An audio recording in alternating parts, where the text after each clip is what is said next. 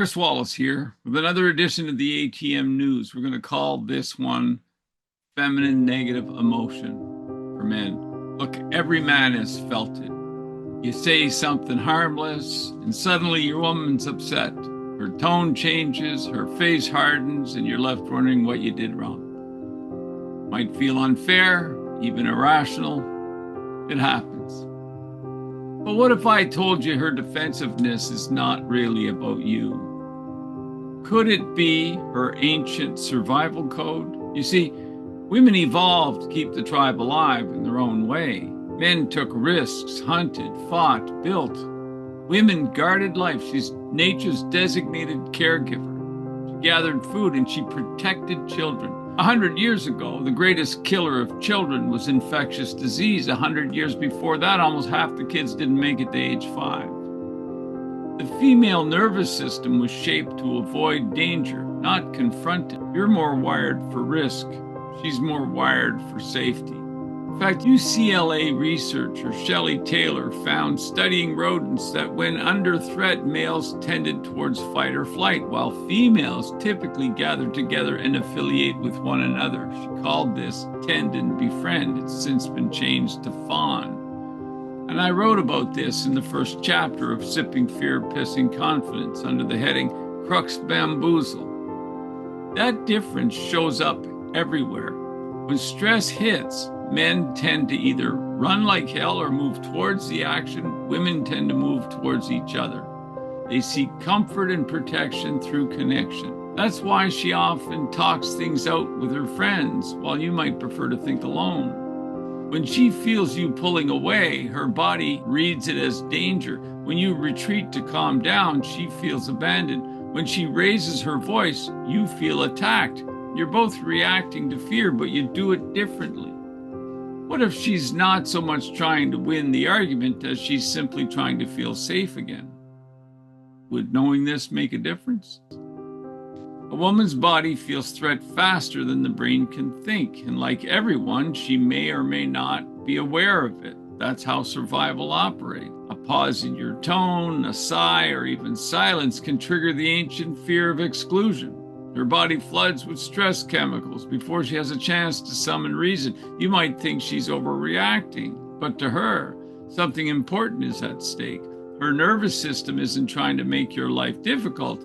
It's trying to keep her alive. Remember, the INS, which is the integrated nervous system, denies, distorts, and represses inner and/or outer reality to lessen anxiety and depression.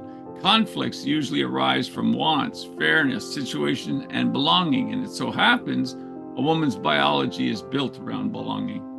Jack Pansek taught me that the emotional mechanism of panic grief is our strongest. When the body senses separation, that's when abandonment kicks in. When her body senses separation, she feels unsafe. To her, distance equals danger. That's why your calm withdrawal often makes things worse. You're cooling off, she feels abandoned. You're solving a problem, she feels disconnection. You're staying rational, she feels rejection. You're not wrong, the two of you are simply different. There's nothing in it for nature to make men and women the same. She doesn't need your logic first, she needs your steady presence. Her deeper shame, let's talk about that. For men, shame often comes from failure. We miss a target, we lose a fight, we fall short of a standard. Guilt says, I did something wrong. Shame says, I am wrong. For women, shame is not about performance. Less so. It tends to be about belonging. It whispers, I'm no longer fit to be loved. A woman's nervous system ties her safety to relationship. If she senses she's being shut out, her body feels panic. You may not see it this way, but chances are she's not thinking, I must win this argument.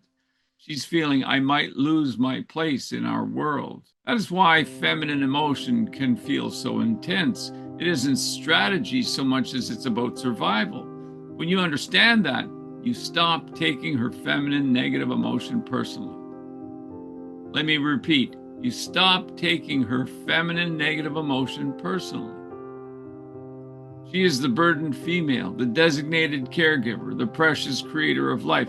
You are the expendable male, the heroic risk taker, and the powerful defender of life. When you stop matching her heat with yours, you begin to lead. Let's talk about the power of calm containment. You can't reason with a triggered nervous system. I mean, you can try, but it's a bitch. You can only try to calm it. And that starts with you. Your tone, your breathing, your stillness. Those are the real tools of leadership. Slow down. Breathe deeply. Keep your voice steady. Breathe some more. Hold your ground without hardness. When ready, say the most powerful sentence a man can say. Look, honey, it's going to be all right. We're going to be okay. Those words, said with calm certainty, reach deeper than logic. She may reject them outright at first and have to circle back.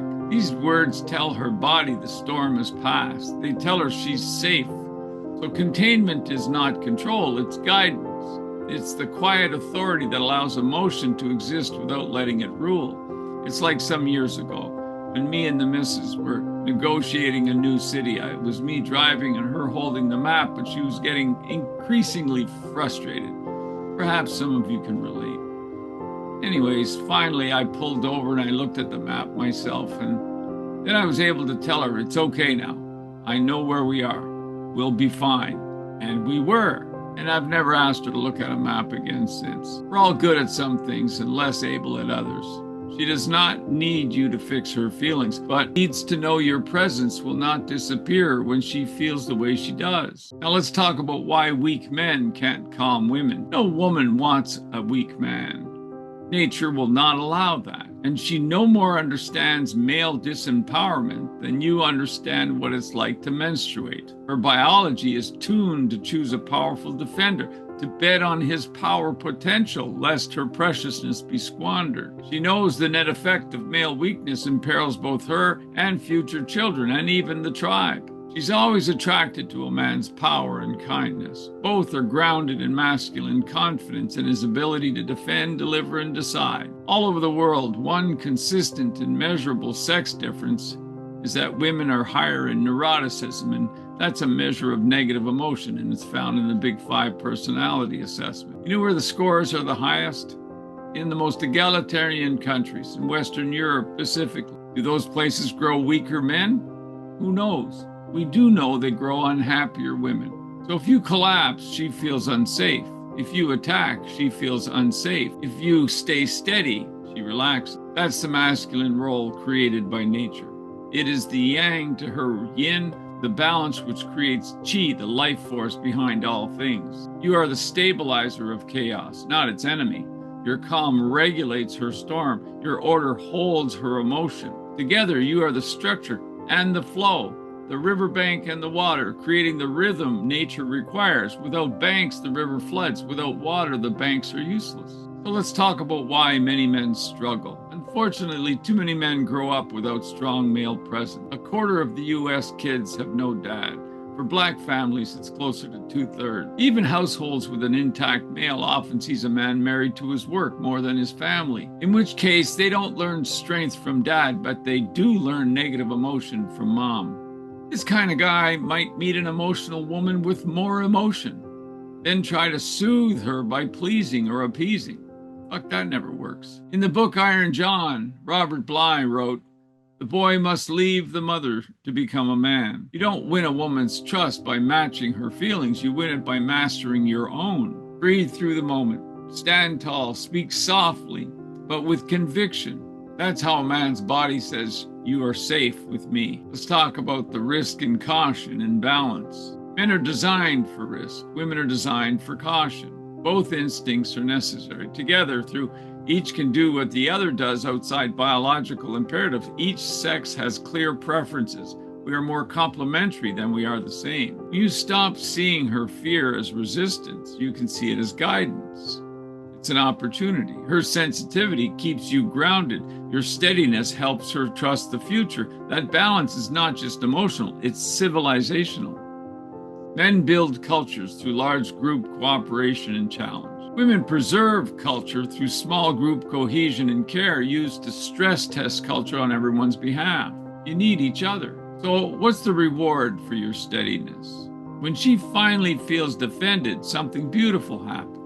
Her guard lowers, her body relaxes, The cautious, critical, or anxious energy you may sense starts to melt away. In its place emerges the open, playful, sensual energy of her wild feminine that only appears when she feels truly safe. That may be nature's reward for your leadership. Her wild woman is not just chaos, it's also creation. Your steadiness gives her permission to open it up. Let me give you a final reflection. It's like the sailors say, you can't control the wind and the waves, but you can learn to steer the ship. You own three things in life: your thoughts, your feelings, and your behavior. You own these fully, and you become the kind of man who can say, it's going to be all right, and mean it. Feminine emotion invites your leadership. Every escalation tests your steadiness. Her guardedness is not your opponent, it is your opportunity to practice stability and self-command. When you stop matching her anxiety and start mastering your physiology, something sacred happens. Her survival code meets your strength, and the two begin to synchronize. This is how trust is built, through presence. Love is simply wanting to make another person happy. That's how love becomes safe again. Presence to a woman means listening with depth and finding awe in her being. It is using your masculine strength to defend her soul. When a man does this, she releases her tension and relaxes into her feminine essence once more. That is the work of a defender. Are you up for it? Stay powerful, true and free.